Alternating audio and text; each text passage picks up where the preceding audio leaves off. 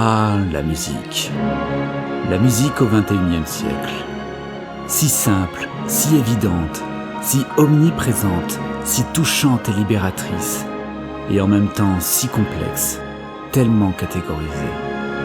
Aujourd'hui, être musicien veut dire tout et n'importe quoi. C'est un art, me direz-vous. C'est une science, rétorqueront certains. C'est un savoir-faire pour d'autres.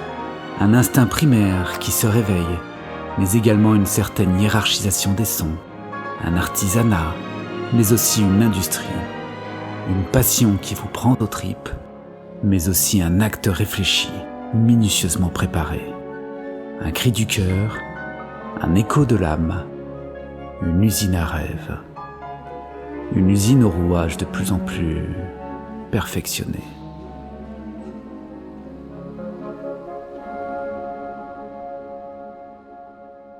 Lorsqu'on me pose la question « Quel métier faites-vous ?», j'avoue avoir toujours un peu de mal à répondre de manière simple et concise. Vais-je répondre uniquement que je suis compositeur ? J'ai toujours trouvé cette réponse à la fois pompeuse et réductrice. Peut-être est-ce à cause de l'immense respect que j'entretiens auprès de nombreux acteurs musicaux du passé qui ont jalonné mon parcours d'étudiant au conservatoire. Qui suis-je pour m'affirmer si fortement le torse bombé aux côtés des Bach, Brahms, Debussy, Dutilleux et consorts ? Ah non, être compositeur est bel et bien une vocation. Et cette vocation jouit à tort ou à raison de cette image de sacerdoce qui vous bouffe toute une vie, tout en vous glorifiant au pied de l'autel des intellectuels précurseurs. Too much. Pourtant, je compose. Oui, je crée de la musique.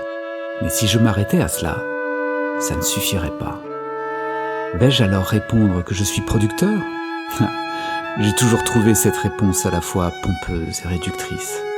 Peut-être est-ce dû à la profonde admiration que je voue à des génies du disque comme Phil Spector, qui s'est occupé de la moitié de la production musicale américaine des années 60, George Martin, le 5e Beatles, Dr. Dre, l'un des pionniers du rap West Coast, Daniel Lanois, qui s'est occupé de U2, Peter Gabriel et bien d'autres, Max Martin, qui porte aujourd'hui à bout de bras les 3/4 de la culture pop US des 20 dernières années, Trent Reznor, Nigel Godrich, Timbaland, Quincy Jones qui... Non, attendez, dois-je vraiment présenter Quincy Jones ?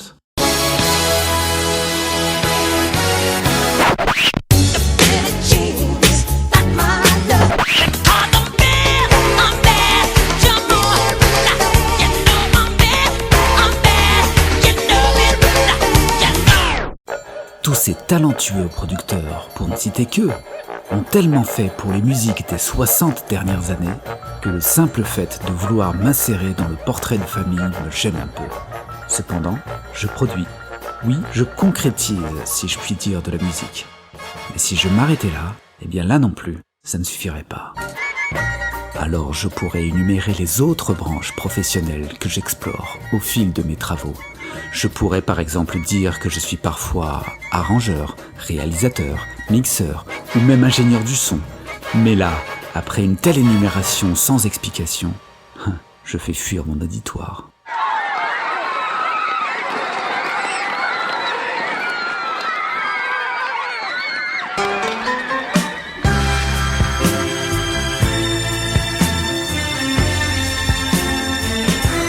Ok.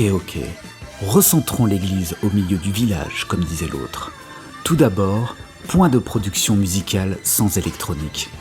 L'électronique, et a fortiori l'informatique, cette fabuleuse révolution aussi bien socio-culturelle qu'industrielle, n'a bien évidemment pas épargné le monde de la musique, au point qu'elle se trouve au cœur de la plupart des studios et home studios. Permettant un travail d'une extrême précision et d'une grande souplesse, elle a su fournir des équivalents logiciels pour de nombreux équipements audio professionnels. L'enregistreur multipiste est ainsi devenu séquenceur audio numérique, tandis que les effets et les instruments se sont changés en plugins, ces petits logiciels additionnels aux stations d'enregistrement virtuelles. Accompagnant cette démocratisation radicale, les tarifs des synthétiseurs, ordinateurs, boîtes à rythme et autres machines dédiées à l'élaboration de la musique n'ont fait que fondre comme neige au soleil. Produire de la musique est devenu maintenant à la portée du plus grand nombre de courses. Et la situation a été poussée à un point tel qu'il est aujourd'hui possible de concevoir un home studio, c'est-à-dire un studio d'enregistrement à domicile, qui serait composé en tout et pour tout d'un ordinateur et d'un clavier. Et le plus étonnant dans tout ça, c'est que ça suffirait pour créer, élaborer, éditer et mixer de la musique d'une qualité comparable, voire même supérieure à certains disques diffusés dans le commerce durant les années 80 et 90.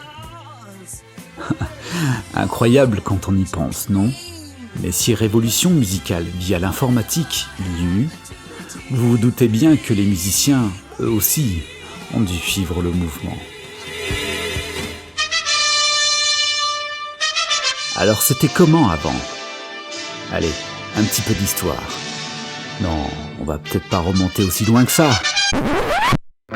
Dans les années 80 et 90, lorsqu'un compositeur désirait voir son œuvre prendre forme, il lui fallait réserver un studio d'enregistrement, louer les services d'un ingénieur du son et peut-être aussi d'un orchestre, apporter aux musiciens des partitions patiemment écrites à la main, de faire mixer sur une console 24 pistes ou plus, puis enregistrer le tout sur un support analogique ou idéalement numérique, tel que le DAT, ces petites cassettes aujourd'hui disparues de la circulation. Le coût nécessaire pour produire ce que l'on appelait alors une simple maquette, c'est-à-dire une chanson ou un thème orchestré à des fins de démonstration, était particulièrement élevé. Mais l'étape suivante, la réalisation d'un disque, nécessitait quant à elle un investissement encore plus important. Plusieurs acteurs rentraient alors en jeu. Le compositeur pouvait tout d'abord confier le fruit de sa maquette à un orchestrateur ou un arrangeur, suivant les couleurs musicales qu'il voulait voir apparaître dans le produit final. Un réalisateur pouvait ensuite récupérer l'œuvre arrangée pour la mettre en forme, d'un point de vue artistique et technique, en supervisant l'exécution matérielle, choix exécutifs relatifs aux musiciens, sélection du studio, des musiciens, des meilleures prises réalisées lors des enregistrements, vision concrète et aboutie de l'œuvre enregistrée. L'ingénieur du son, quant à lui, souvent maître des lieux de l'enregistrement, était là pour épauler le réalisateur sur tous les aspects techniques du studio.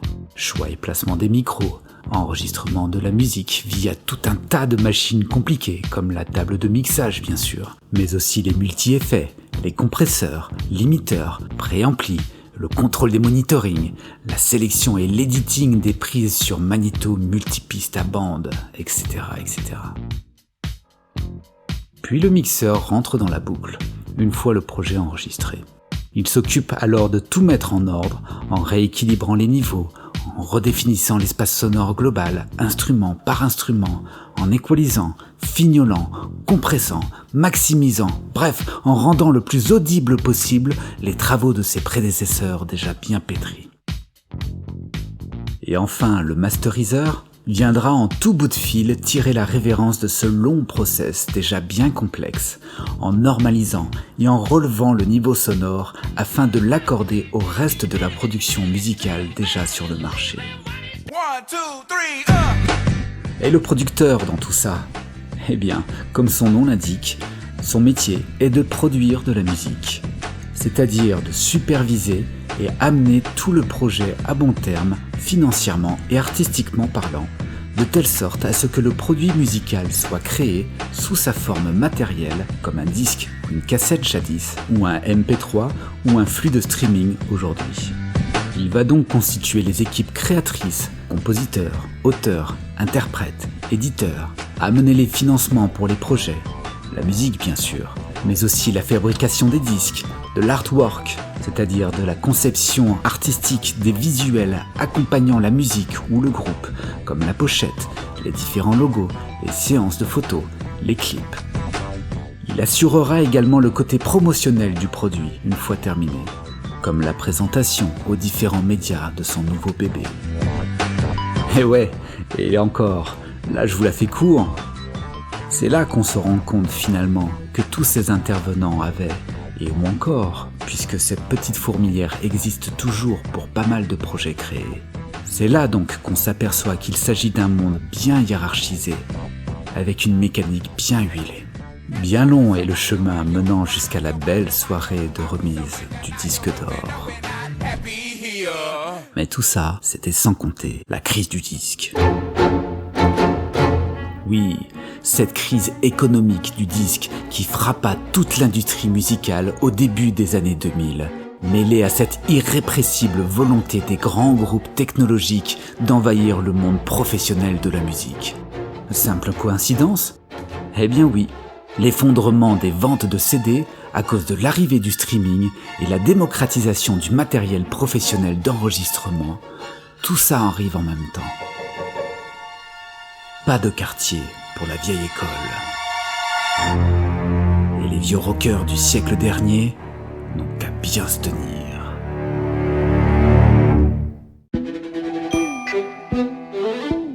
Car oui, de nos jours, on a vu que n'importe quel individu disposant d'un minimum de base musicale est en mesure de créer à domicile des morceaux de qualité professionnelle à partir de sons naturels, quatuor à cordes, guitare, percussion ou de sons synthétisés. Il pourra en répartir l'espace sonore sur une table de mixage numérique hors pair. Cette alchimie fabuleuse est rendue possible à partir d'un simple PC ou Mac doté d'une carte son aux capacités étendues. Attirés par cette perspective de pouvoir à tout moment traduire leurs inspirations en une patte sonore modulable à volonté, un grand nombre de musiciens en sont venus à se créer leur propre environnement de travail et se déclarer ainsi compositeurs, arrangeurs, réalisateurs, mais aussi producteurs. Mais si l'on retrouve aujourd'hui la notion de l'homme orchestre au sein de ce processus créatif, la racine même de ces différents métiers n'a, elle, que très peu évolué. Car oui, les DAW, comme on les appelle, les Digital Audio Workstation en anglais, ou les STAN, comprendre les stations de travail audio numérique, ont commencé à fleurir à la fin des années 90. Et ces logiciels revendiquent tous à peu près la même chose, à savoir reproduire virtuellement un monde de l'ère jurassique, le monde des studios d'avant. Et peu importe le flacon, pourvu qu'on ait l'ivresse. Et face à cette guerre commerciale sans pitié que se livrent les éditeurs de software, le jeune musicien consommateur se retrouve face à un large choix de produits virtuels aux possibilités pléthoriques, sans cesse renouvelées, oubliant parfois au passage l'importance même du savoir musical à acquérir pour mieux dompter tous ces outils. Certes, YouTube et Dailymotion pullulent de tutos en tout genre pour vous apprendre chaque raccourci clavier et pour vous guider dans l'utilisation de tel ou tel plugin. Mais ce qu'Internet ne vous apprend pas, c'est faire de la musique avec tout ça. Ainsi, pour que votre propre musique, vos propres créations soient réellement le fruit de votre imagination, et non pas le résultat d'un sombre parcours fléché du logiciel lui-même, et pour réussir à faire en sorte que vous ne vous perdiez pas dans ces dédales numériques, noyés par des tonnes et des tonnes de librairies de sons préformatés, il va vous falloir une certaine dose de courage, du recul, de l'abnégation et une bonne dose de café. Bon, tout tient en définitive dans l'approche philosophique que vous avez de l'outil et de la création. L'instrument parfait est-il universel ou est-il taillé pour celui qui l'utilise ? Pour être efficace, doit-il tendre vers la basicité ou la sophistication ? Les contraintes de l'outil sont-elles enfin bénéfiques ou néfastes pour l'acte créatif ? Allez-y, vous avez 4 heures. Et s'il y en a bien un qui a un avis sur la question, c'est bien lui.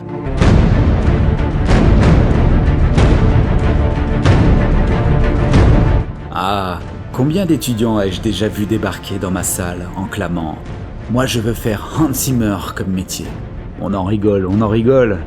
Mais il faut bien avouer que l'image qu'il donne à cette profession qu'est compositeur de musique de film reste particulièrement attractive. Des mélodies accrocheuses et imparables. orchestrée et jouée par des orchestres aux sonorités énormes. Une parfaite maîtrise du mariage entre l'acoustique et la synthèse. Une finesse quasi inégalée dans l'art du mixage. Et le tout sur de gros blockbusters américains, drainant des millions et des millions de spectateurs dans les salles de cinéma du monde entier. Fichtre. Voici un homme qui symbolise à lui seul ce qu'il y a de plus attrayant dans le métier. Une success story à la californienne. The American Dream teinté de bleu azur, de vert palmier, le tout sur un lit de sable fin doré aux rayons du soleil. Ouais. Moi jaloux? Sûrement un peu. Cependant, si le talent et l'aura d'Hans Zimmer ne sont pas contestables, il faut savoir en revanche qu'il n'est pas tout seul dans la partie. À la tête d'une société nommée Remote Control Productions, basée à Santa Monica, la petite fourmilière trépignant autour de lui s'est savamment organisée. Une soixantaine de compositeurs d'Hollywood, connus ou moins connus, une multitude d'arrangeurs, d'orchestrateurs, d'ingénieurs du son, de mixeurs, de techniciens au service de la musique pour créer tel ou tel film. Nous avons affaire ici à une redoutable machine de guerre en termes de production musicale à l'image. Et si Hans Zimmer reste le porte-drapeau de cette industrie si spécifique, d'autres compositeurs américains ne sont pas en reste. Ainsi, Harry Gregson, Danny Elfman, Cliff Martinez et bien d'autres se sont souvent épaulés dans leur processus créatif par un système pyramidal de petites mains, si je puis dire, censé porter toute la phase de production musicale d'un film pour une livraison clé en main au studio de cinéma. Hey, en même temps, c'est Hollywood. Vous vous attendiez à quoi? Et même s'il n'en reste pas moins marquantes pour chacun d'entre nous, les bandes-sons américaines ne sont qu'une facette parmi tant d'autres de ce que représente la musique de film. Souvent associée pour le meilleur et parfois pour le pire à l'œuvre d'un ou de plusieurs réalisateurs, le compositeur va développer son art autour et pour une création visuelle. Sublimer celle-ci, la souligner d'un grand trait ou au contraire en pointillé, tel sera le sacerdoce du musicien asservi. On se rend vite alors compte qu'il y a autant de styles de bande originale qu'il y a de styles et de genres de long métrage. Et si avant il était normal d'entendre des couleurs orchestrales au détour de quasiment toutes les scènes tournées au cinéma ou à la télévision, il paraît maintenant tout aussi anodin d'y entendre également du rock, de la pop, du hip-hop, de l'électro, de l'acoustique mêlée à de l'électronique, etc. Car la musique à l'image, c'est la musique de la vie. Et le musicien voulant en faire son métier devra sans doute s'armer d'une culture et de goûts très éclectiques. Alors oui, dans cette jungle d'électronique et de foisonnement des métiers du son en perpétuelle mutation, c'est un véritable parcours du combattant que l'apprenti compositeur s'apprête à vivre. Pas étonnant aujourd'hui que la plupart des jeunes qui viennent me voir pour des cours de MAO, la musique assistée par ordinateur, ce grand fourre-tout se rattachant à toutes les musiques et à l'informatique. Pas étonnant donc qu'ils arrivent avec plein de questions et plein d'envies, et repartent avec plein d'envies et toujours plein d'autres questions. Mais c'est cela qui est passionnant au fond. Vous le savez, vous qui avez parcouru pendant de nombreuses années les classes et les salles de répétition des écoles de musique et conservatoires. Vous qui avez sué sang et eau sur votre instrument pendant tout ce temps. Vous le savez qu'on ne devient pas soliste à l'opéra en 2 semaines. Vous rigoleriez si jamais on vous mettait au défi d'apprendre le violon ou la flûte à partir d'un tuto trouvé sur le net. Eh bien c'est pareil pour l'informatique musicale. C'est pourquoi les institutions pédagogiques en France commencent enfin à s'ouvrir aux formations des musiques actuelles, à la maîtrise sonore et aux nouvelles technologies, que ce soit dans des écoles privées ou au sein des écoles de musique et des CNR. La culture du son prend sa place petit à petit aux côtés de la culture de la note de musique. Alors ouvrez bien grand vos oreilles.